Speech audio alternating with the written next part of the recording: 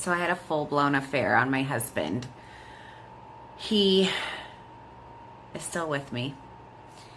And we decided to start a podcast to like talk about it and all that shit and how we worked through it and all of this, right? And I was like, this is going to be great. This is going to be easy. It's not easy and it's not great. I didn't realize that my husband and I had never like gone in depth. Like he didn't even know like how it all started. And I'm like, it's like opening Pandora's box, you know? And I know that like it needs to be healed and we need to work through all of those things, but it's just like, it's a lot. It's a lot. Ugh. I think I am made for just prancing around on the internet in lingerie and bathing suits because that's so much easier. Ugh, why did I fucking start this? Do you think she feels any remorse for her actions? Just look at how she's behaving. She's on camera, openly admitting to cheating and shows no signs of regret at all. Guys, holding on to a cheater isn't a sign of strength. It's more like giving up. It means choosing a lifetime of uncertainty instead of facing the short-term pain of walking away with your dignity intact. You deserve to value yourself more. If you examine her comments closely, it's clear she has no regard for this guy anymore. Let's take a look at a few of them. This comment says, the cheater and simp sounds like a lot of fun to listen to. She replies, I'll pass the popcorn. Wow, full-blown affair? Much better than a half-inflation affair. She says, I'm an alcoholic. I do nothing in moderation. Danny says, he doesn't trust you, that's a fact. Your relationship is over, nothing more than roommates with benefits. Convenient until it isn't. A relationship without trust is temporary at best.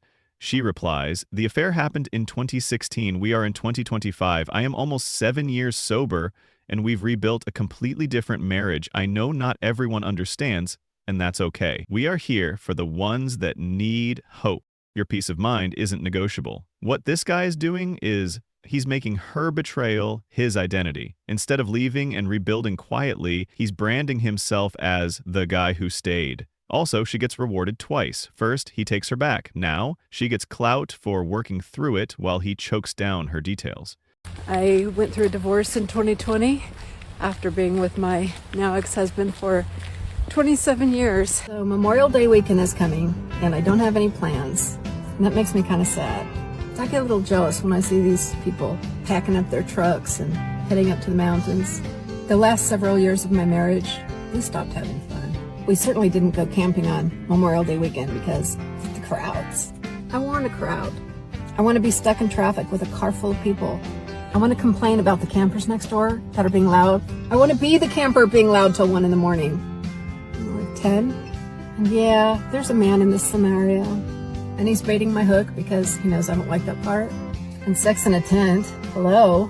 So I guess the question is, what do I need to do to get that back in my life? She walks out on her 27-year marriage, not because of abuse, not because she was unloved, but because she wants to relive her youth. Loud parties, hookups, sex in tents like a college freshman on spring break. Let me ask you, what exactly is she chasing? Meaning? Freedom? No.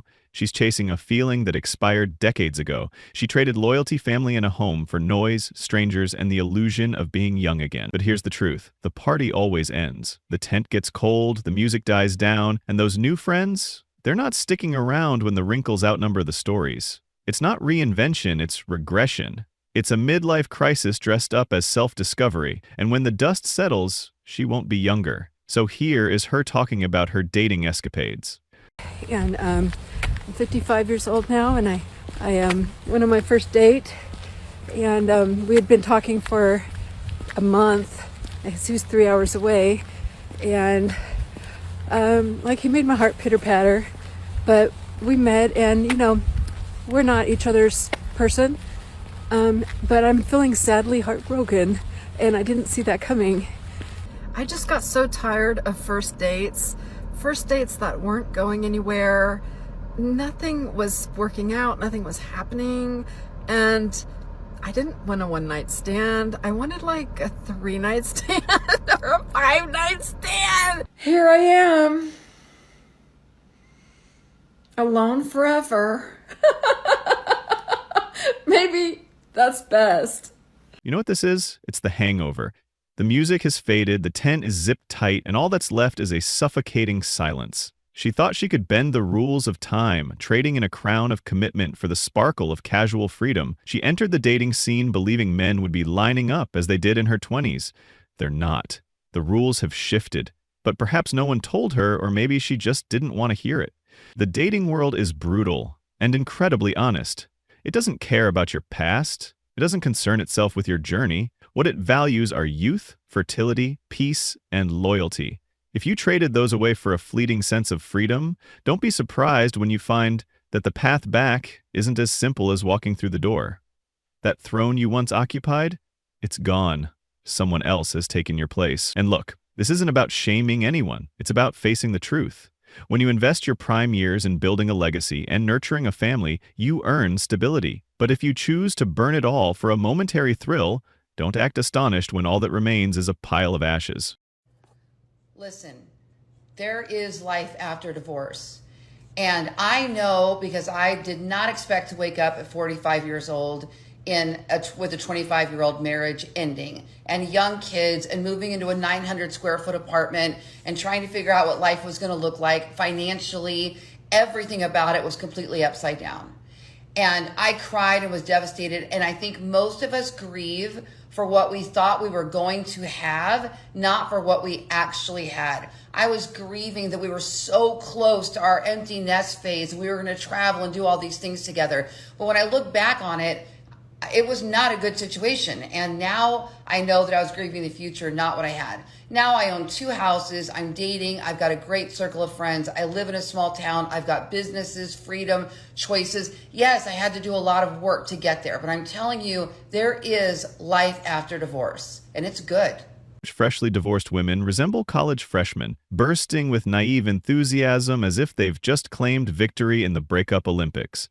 But fast forward a year, and that empowered single life starts to feel more like a scene from Black Mirror. Suddenly, she finds herself swiping through dating apps like she's playing Deal or No Deal, where every briefcase is packed with disappointment. Here's the harsh reality.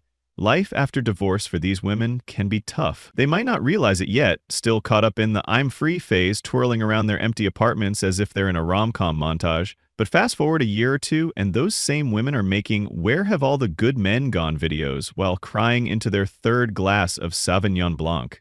She left a 25-year marriage, a whole quarter-century with a man who, presumably, didn't bolt when she suggested couples yoga, and for what? To snag Tinder's Most Likely to Get Ghosted award? She transitioned from a family home to a shoebox apartment where the only thing that's spacious is the silence. Check back in 2 years. This energy will be gone, but by then it's too late. The bed's been made, and let's face it, she'll probably be sleeping in it alone.